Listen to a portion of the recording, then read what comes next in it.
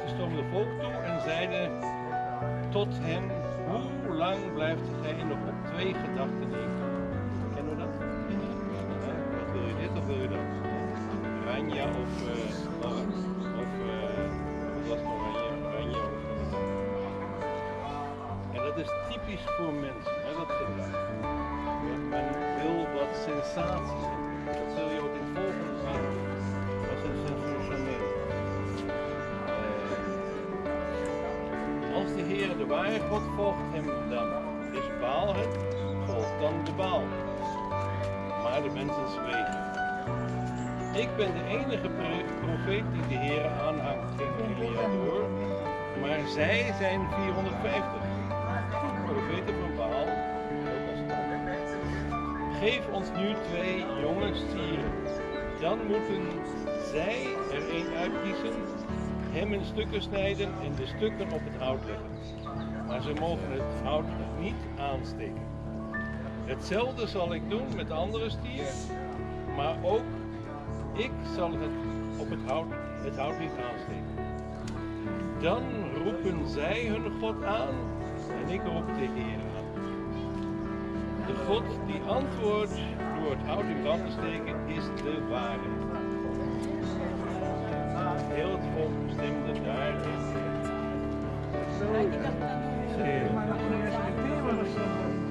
Toen zeide Elia tot de profeet van Baal: beginnen jullie maar eerst, jullie zijn met zoveel. Kies één van de jonge stieren uit, maak hem klaar voor het offer. Roep dan uw God aan, maar zonder het hout aan te steken. De profeten van Baal namen geen tweede, derde en ik ben samen met iemand en dergelijke. Wel ondergeschreven. Amen. Dan gaan we even naar boven, 5 minuten en met uitzicht te kijken naar de moeder terug.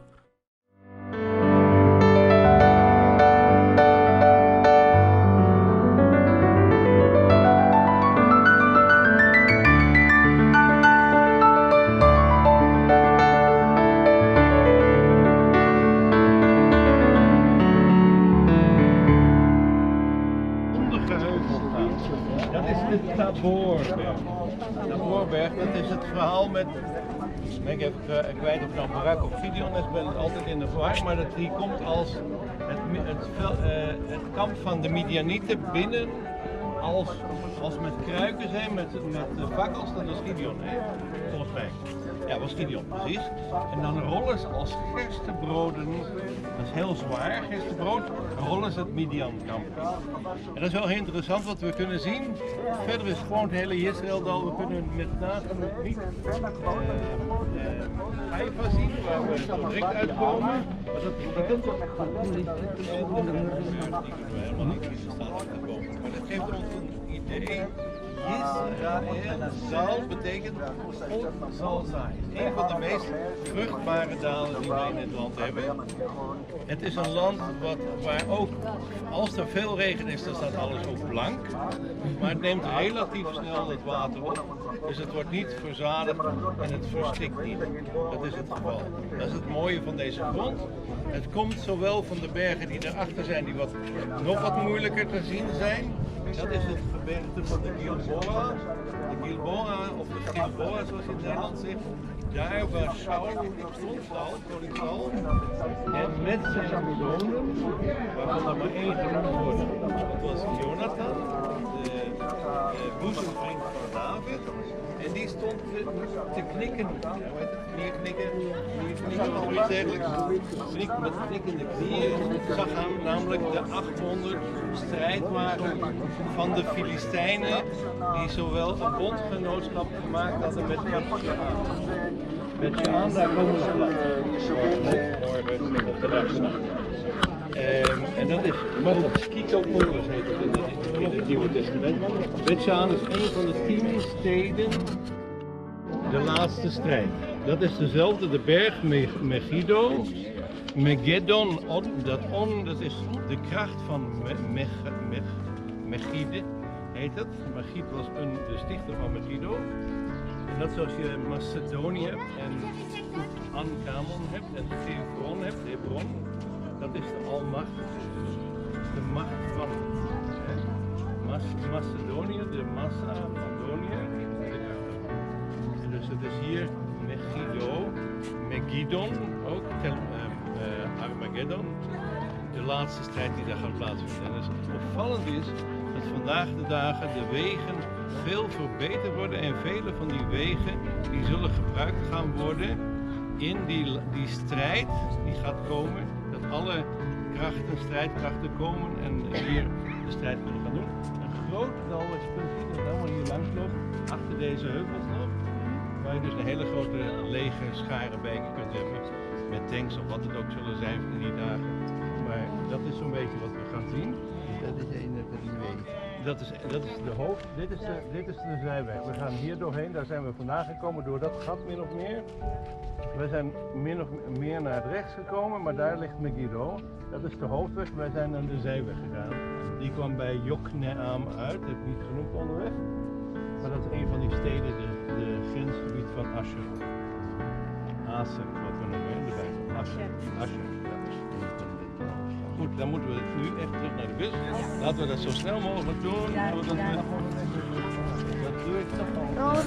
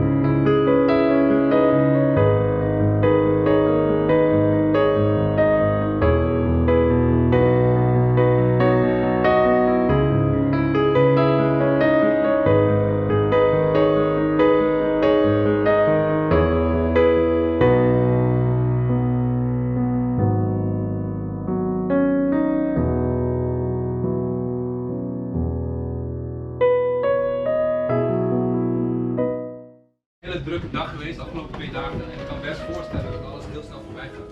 Ya, 2 hari ini begitu dengan cepatnya berlalu, begitu sibuk sekali.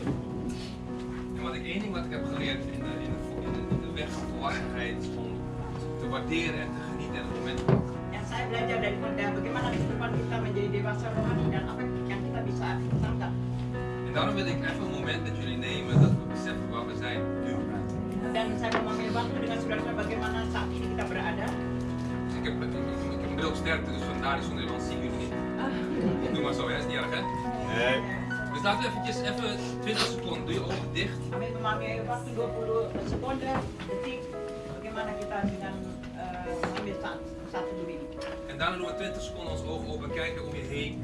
Dan dengan juga dengan cepat 20 detik kita melihat sekeliling kita. En vragen, God, wat wilt u dat ik zie hier waar ik nu ben? Dan bertanya kepada Allah, apa yang aku harus melihat di sekeliling aku saat ini.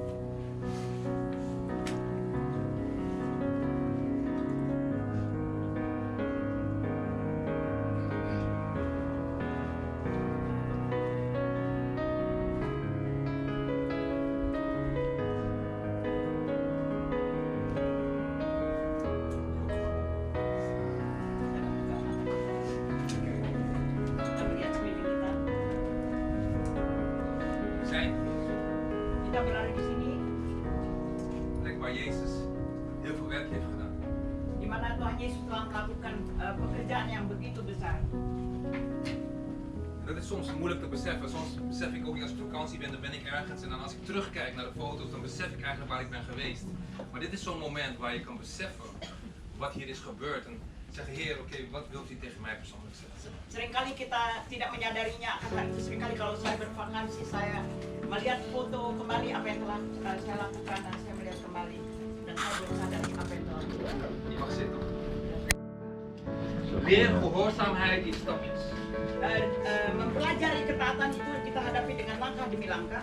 Want er staat op een gegeven moment in Lucas 5 vers 3, Jezus stapte in één van de boten, die van Simon. Want er waren 2 boten, maar hij stapte in de boot van Simon. Karena di ayat 3 dikatakan dia naik dalam salah satu perahu itu, karena pada waktu ada 2 perahu, ya, tapi dia melangkah menaiki yaitu perahu Simon. Dat is op zich wel raar, toch? Memang keadaan itu sedikit aneh. Dat betekent dus, stel dat deze boot daar was en we hadden het niet afgehuurd, dan stap je gewoon in de boot. Dat is toch raar? Kita bayangkan kalau perahu ini ada bertempat tidur dan kita tidak sewa dan kita memasuki perahu itu. Omdat je bij je woonwijk zit en dan stap je gewoon in de auto van de buurman en dan zeg je van nee, ik stap gewoon hierin. Kalau di sekeliling rumah kita, kalau kita memasuki mobil tetangga kita. Je moet voorstellen, wat is het scenario? Dus Petrus komt terug en hij is helemaal moe, want hij heeft niks gevangen. Hij ruimt alles netjes op. Jezus komt daar met een hele menigte. En dan komt Jezus even langs en stapt gewoon in de boot zonder overleg, maar hij stapt gewoon in. Dan Petrus begitu lelah pada saat itu, tapi waktu Yesus datang kepada dia dan dia percaya, akhirnya dia lakukan hal itu. Want Jezus wist wat hij aan het doen was. Karena Tuhan Yesus mengetahui apa yang dia lakukan. En hij vroeg Simon om een eindje het meer op te varen. Niet te ver bij de kant vandaan. Dat is de eerste ding wat Petrus moest doen in gehoorzaamheid aan Jezus. Dan ketaatan oleh Tuhan, Petrus melakukannya bahwa dia harus berlayar ke tempat itu yang disuruh oleh Yesus. Gehoorzaamheid begint met kleine stapjes. Karena ketaatan itu dimulai dengan langkah yang pertama sekali. Gehoorzaamheid begint met bereid zijn. Karena ketaatan itu dimulai dengan kesediaan kita. Dat je eigenlijk begint te zeggen met je hart, met je mond, God, ik ben bereid. Dan dengan hati dan perkataan kita mulai dengan Tuhan, aku bersedia melakukan. Toen ging hij zitten en gaf de mensen les vanuit de boot. Dat is wat Jezus deed. Het tweede deel van 3. Lalu ia duduk mengajar orang banyak dari atas perahu. Dan gaan we naar vers 4. Toen hij, zeggen we, uitgesproken was. Ja, oké, dankjewel. Jullie zijn er nog. Zei hij tegen Simon, ga naar diep water en gooi je netten in het water. Dat is nummer 2. Op een gegeven moment moet hij iets meer gaan doen. Yang ayat keempat kata setelah selesai berbicara, ia berkata kepada Simon, bertolaklah ke tempat yang dalam dan tebarkanlah jalamu untuk menangkap ikan.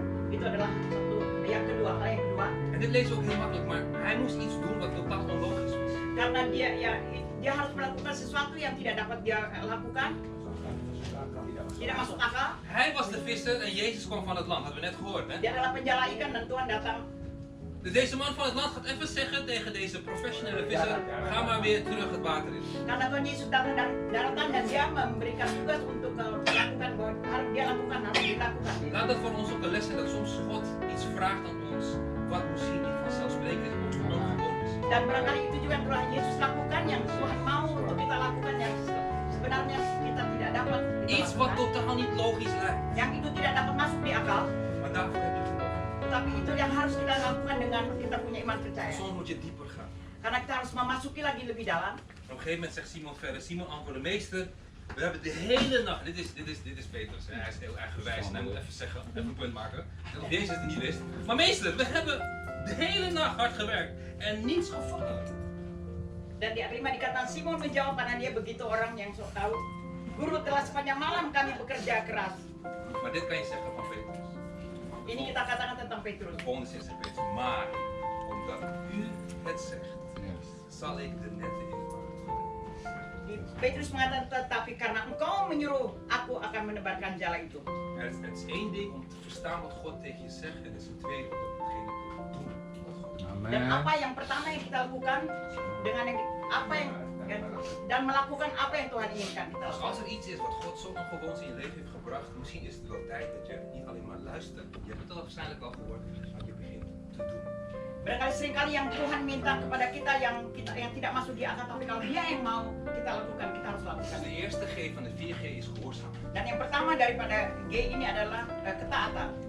Petrus die gehoorzaam door het bootje een centje te geven, niet ver van de kust, dat is een klein stapje. Di mana yang pertama adalah langkah iman yang dia lakukan yang mendorong perahu itu. En op een gegeven moment moest hij naar dieper water, dus dan moet je verder gaan dan wat God eigenlijk in de eerste instantie heeft aangegeven. Dan yang kedua dia berlayar terus sampai tiba yang tempat yang dalam. Op een gegeven moment moest hij iets doen wat hij dacht van dit slaat nergens op, maar God, als u het zegt, gooi ik het over. Dan yang selanjutnya dia lakukan apa yang dia pikir itu tidak dapat masuk di akal, tetapi karena engkau yang menyuruh aku akan lakukan. De tweede G is gunst. Yang G yang kedua adalah Gunst. perkenanan. Gods gunst. Gods gunst. Perkenalan Tuhan. Ya, perkenanan Tuhan. Laten we zo zeggen dat Gods gunst komt naar jouw gunst. Karena perkenanan Tuhan itu adalah yang Tuhan inginkan. Ja, na jouw gehoorzaamheid komt Gods gunst. Karena ketaatan kita dia akan lakukan. Maar wat gebeurde met deze Petrus? Dan apa yang terjadi dengan Petrus ini? Hij ving zoveel vis. Dia menangkap begitu banyak ikan, Meer dan nodig was waarschijnlijk. lebih dari apa yang dia perlukan. Maar we lezen in vers 6. Dan kita baca ayat 6. Toen ze dat hadden gedaan, vingen ze zoveel vis dat de netten bijna scheurden. En in vers 7, samen vulden ze de twee boten met vis. De boten zaten zo vol dat ze bijna zonken. Ayat 6, dan setelah mereka melakukannya, mereka menangkap sejumlah besar ikan sehingga jalan mereka mulai koyak. Ayat 7 dikatakan, lalu mereka memberi isyarat kepada teman-temannya di perahu yang lain supaya mereka datang membantunya, dan mereka itu datang lalu bersama-sama mengisi kedua perahu itu dengan ikan hingga hampir tenggelam. God kan datgene wat je zo niet verwacht. En hij geeft. Tuhan dapat melakukan apa yang tidak kita pikirkan, En God geeft dit. dan Dia memberikan kita dengan berkelimpahan. En wij als God geeft leven. Karena Tuhan memberikan kehidupan dengan Jezus berkelimpahan. Christus is middag. Karena Yesus telah Zeg diberikan. tegen buurman, buurvrouw, Jezus Christus is middag. Jezus is meer dan genoeg. Dus wat gebeurt er? Apa yang terjadi? Gehoorzaamheid. Ketaatan. En het tweede is gunst, dat zie je de Dan yang kedua adalah gunst. perkenanan. En nummer 3 Yang ketiga adalah is geven. memberi. Geef terug aan God en geef aan je mensen. Berilah kembali kepada Tuhan dan berilah untuk sesama. Weet je, vaak denken wij als wij dingen moeten organiseren voor in de kerk, dat we geld nodig hebben, we hebben materiaal nodig, dat is allemaal belangrijk. Seringkali kalau kita mau mengorganisasikan satu organisasi, kita membutuhkan juga keuangan. Maar God heeft boten nodig. Tapi Dia Boot. perahu. En laat die boot jou zijn. Biarlah perahu itu adalah kehidupan kita Maar sendiri. misschien heeft God niet zozeer een boot nodig, maar de boot heeft wel God nodig. Barangkali Tuhan tidak memerlukan perahu, tapi perahu itu memerlukan Tuhan. Jij hebt God nodig. Karena kita memerlukan Tuhan. Ik heb God nodig. Aku Amen. memerlukan Tuhan. En daarom geef jouw boot aan God. Oleh sebab itu berikanlah perahu kehidupan kita kepada Tuhan. Als je God in jouw leven ziet bewegen. Kalau kita melihat di dalam kehidupan kita bahwa Tuhan Yesus bergerak, We praten dit jaar al heel veel over geestelijk groeien. karena kita berbicara tahun ini bagaimana pertumbuhan rohani kita. Dan ga je zien dat je boot gevuld gaat worden met de dingen die God wil dat je boot gaat zetten. Dan kita akan melihat bahwa perahu kehidupan kita akan dipenuhi. En Dan apa yang kita En butuhkan, weet je wat het gevaar is wel? apa yang membahayakan dia hal ini, Niet dat je soms je eigen boot gaat vergelijken met de boot van een ander. bahwa kita membandingkan perahu kita, kehidupan kita dengan perahu orang yang En lain. toen kwam een speedboot voorbij en denk van ja, het is eigenlijk wel lekkerder met zo'n speedboot, meer wind, weet je, het gaat snel. Kita berpikir kalau speedboat, perahu itu liwat itu lebih cepat sekali dan itu ada angin. Maar misschien denken zij van, oké, ik zou wel in zo'n relaxe boot willen zitten, maar dan racen mensen. Tapi orang berpikir, oh saya lebih suka perahu yang tenang Ada karena Pak banyak Alwan. orang Indonesia. Snap je dat heel veel dingen is perspectief. Karena banyak hal yang kita harus lihat melalui perspektif. Dus misschien is het moment is er iets in jouw hoofd, een verlangen die je hebt, die je niet hebt, maar een ander wel heeft, waardoor jij misschien jaloers raakt. Onthoud het perspectief. Barangkali di dalam kehidupan kita ingin banyak sekali yang kita inginkan apa yang kita telah lihat dari yang lain, tapi kita melihat dari sudut kehidupan God heeft kita. jou een boot gegeven. Karena Allah memberikan perahu di dalam kehidupan kita. Wees zorg goed voor.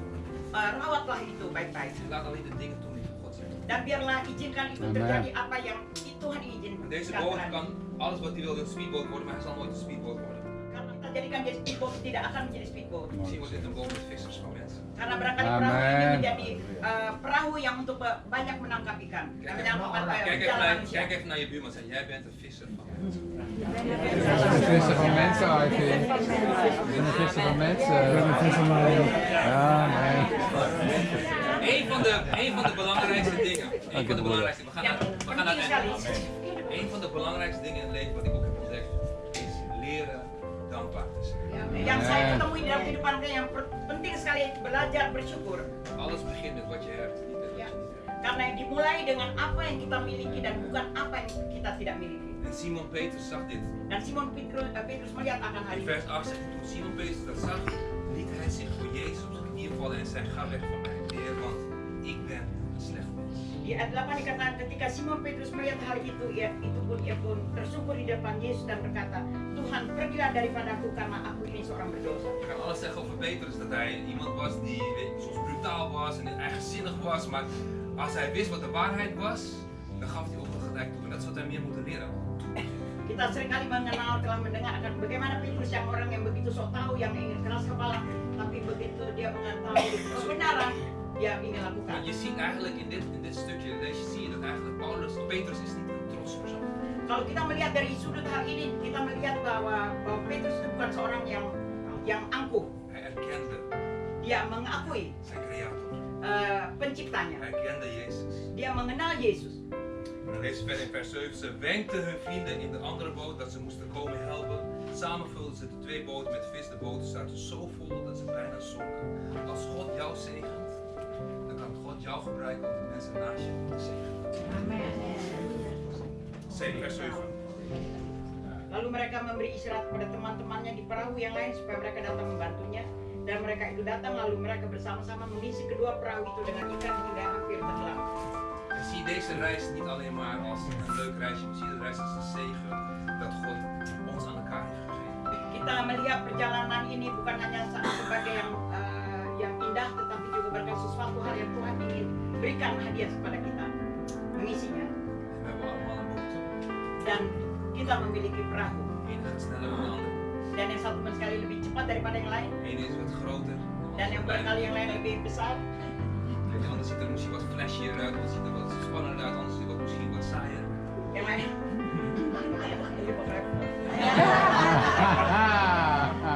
Amen. Weet je, maar het is allemaal perspectief. Itu adalah semuanya perspektif.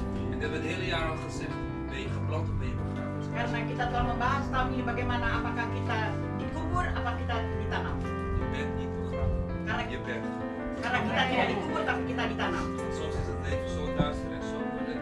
En dan kan je zeggen van, Heer, waar bent u? Heeft u mij niet met al deze troep begraven?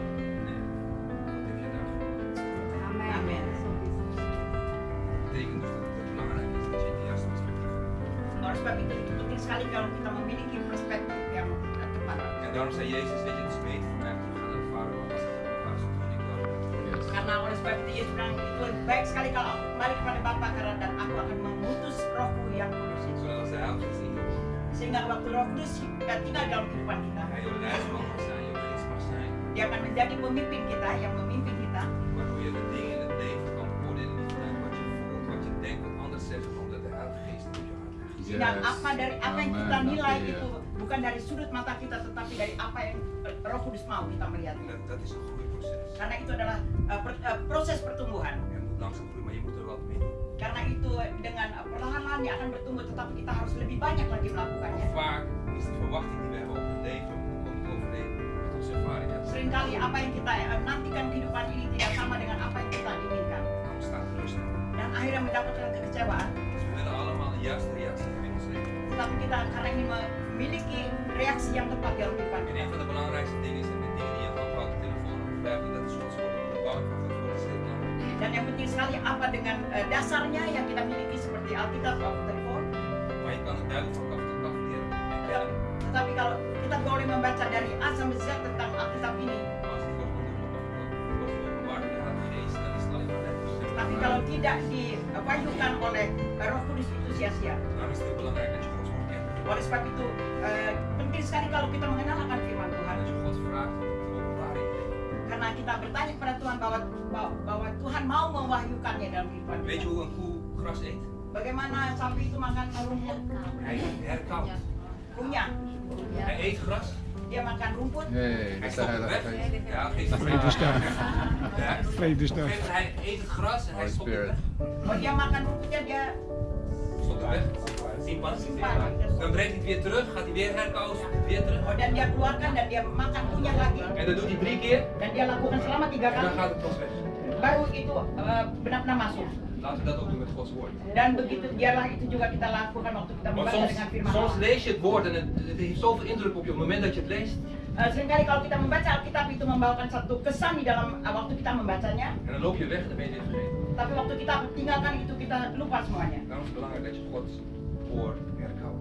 Oleh sebab itu penting sekali kalau kita mengunyah firman Tuhan, Zodat het openbaring mag hebben in je leven. sehingga itu boleh diwahyukan di dalam kehidupan kita. Zodat je zal versterken en zal helpen in de keuze die je moet maken. Sehingga kita dikuatkan dapat juga menolong untuk setiap pilihan apa yang kita harus pilih. Oké, de laatste G. G yang terakhir, Dus de eerste was gehoorzaamheid. yang pertama ketaatan, Gunst, kom naar voren. Ja, mooi. Gunst, en daarna kebenaran, de laatste. memberi, En dan yang gaan we terakhir echt. adalah En dat is ga. pergi, pergilah. Is niet Israëlisch. Ga. Go where God wants to go. Pergi kemana Allah mau kita Amen. berada. Ga waar God wil gaan. Pergi kemana Allah mau kita pergi. Blijf niet te lang. Jangan berdiam di tempat itu yang sama. Soms blijf je te lang hangen in de zegening die God ons geeft. Seringkali kita berada tetap yang sama di mana berkat Tuhan itu ada. Maar hier staat in vers 10 en 11. Dan ayat 10 dan 11 dikatakan di sini. Jezus zegt tegen Simon. We hebben alles aan het zomervis aan het gevangen en allemaal had gedeeld. Karena setelah mereka menangkap ikan dan mereka membaginya, En zegt Jezus ook tegen u vandaag, u hoeft niet bang te zijn. dan Yesus berkata kepada kita semua, janganlah kamu takut. Vanaf vandaag zul je mensen vangen. Mulai hari ini Amen. kamu akan menjalan. Amin. Ze Amin. trokken de boten op de kant en lieten alles achter voor Jezus. Ja. Dit is raar, hè? Dus nu hebben ze de grootste vangst ooit. Jadi satu hal yang mereka telah menangkap hal Na een hele yang luar biasa na sekali. een heel teleurstellende avond. Dengan kekecewaan yang mereka hadapi pada waktu malam itu, Ze willen gaan vieren. karena mereka mau merayakannya, Hier staat het eind niet te lang samen. tapi akhirnya mereka tinggalkan semuanya itu. Dat is volgens degene die niet voorstaat. Karena mereka dia mengikuti apa yang dia lihat. God voorziet niet één keer. Karena Tuhan tidak mencukupi hanya satu kali. God voorziet niet alleen maar één keer. God voorziet niet alleen één keer. Ya, Tuhan tidak mencukupi hanya satu kali. Maar ze weten van oké, dit is de maker, de creator, hij is degene die. Karena dia pikir ini adalah pencipta kita, penciptaku dan dia yang melindunginya. Dus focus op degene die geeft en niet op degene wat je geeft. Oleh sebab itu biarlah kita berfokus kepada apa yang dia berikan bukan apa yang tidak kita beri. Pemberinya. Amin. En dat is heel belangrijk, want we kunnen op een gegeven moment heel vastzitten in datgene wat we hebben gekregen. Deze reis, dat je zo gefocust bent, ja, maar met God wil elke dag iets doen. Seringkali kita hanya berfokus pada apa yang kita miliki saja, tapi Tuhan mau ini selalu dapat yang baru. En weet je, de gesprekken die je met elkaar hebt, vat het niet licht. Dengan percakapan apa yang kita telah lakukan sama-sama, jangan hanya menganggap itu remeh. De gesprekken die je met mensen hebt, die je zelfs ontmoet, ook een praatje en gewoon, vat het niet licht. Dengan percakapan apa yang kita akan temui, barangkali jangan itu anggap kita remeh. God wil niet alleen maar morgen jou gebruiken, hij wil je vandaag gebruiken. Karena Allah tidak mau pakai kita hanya kemarin, tapi juga dia En mau zie het hari niet als ini. toevallig dat je mee bent met deze reis, want God is iets van plan met jou. Dan bukan ini satu hal kebetulan kita berada di tempat ini karena Tuhan Terwijl de memiliki rencana baik buat duif kita. hier binnenvliegt en ik krijg kippenvel, weet ik dat God Ja. hier is. Waktu Yes. Merpati. Merpati ini tapi saya sedikit Jadi ayam.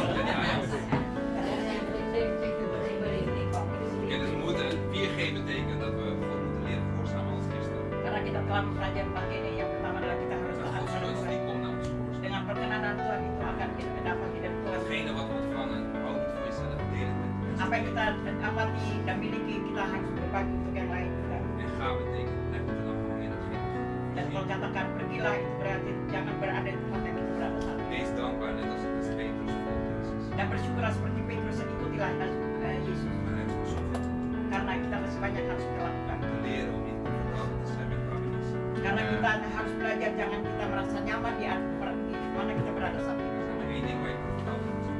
Yang bagaimana kita rasa nyaman hanya satu hal. Comfortabel zijn met wat Karena kita harus merasa nyaman di mana pada saat yang kita rasa kurang nyaman. zodat je weet dat degene die jou doorheen zal lopen is Jezus Christus. Yes. Karena apa yang dapat Haleluya. membawa kita meneruskan itu adalah hanya Yesus Dus Kristus. laat je niet voor de gek houden dat je zegt van oké, als straks is alles rustig en alles is beter. Nee, het wordt misschien nog zwaarder, maar je wordt sterker. Yes. Amen. Jezus is met je, want hij is degene die je ontvangt. Karena Yesus bersama Amen. dengan kita. Amen. Oké, Halleluja. dan 4G.